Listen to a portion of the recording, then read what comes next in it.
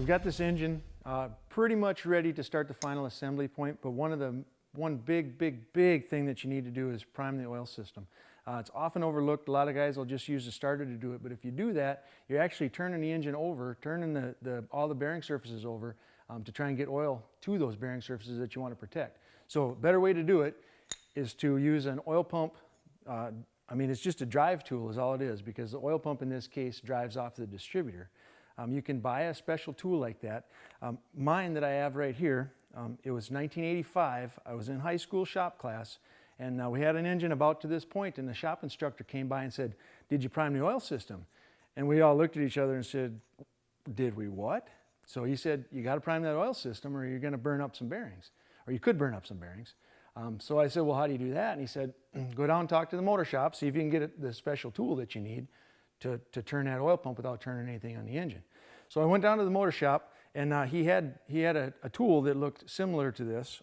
It wasn't this exact one, but he said, "You can buy one, but it's like $20. And that was 1985. That was a lot of money back then. So anyway, he said, "Just take an old distributor, cut the top off, drive the gear off, and use that." And I said, "Well, I have an old distributor because we put an XL distributor system in that particular car." So I went home that night, got my old distributor, took it back to shop class the next day. We drove the pin out and knocked the gear off and took a hacksaw and cut the top off. So almost 30 years later, I still have it, welded a nut on there so we could drive it with an air tool. So anyway, what we're going to do with this is we're going to drop it down into the distributor hole, and we're going to put an air wrench on there and just spin it up. And then just for this, I mean, the only reason we did this, put this gauge in here, we put an oil pressure gauge in here, just so we can make sure we got oil pressure going everywhere it needs to go. So I'm going to go ahead and drop that thing in there and spin it up. And we'll be able to watch the gauge.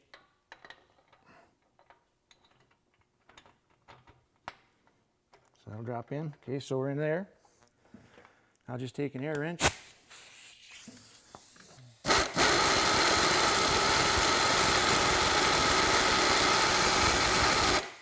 There we were getting about 10 pounds of oil pressure, so I know the oil's moving through this thing. I'm going to go ahead and run this for about 15 seconds or so just to make sure oil gets everywhere it needs to go. And then I'm going to pull that out, and we'll be ready to drop the distributor in.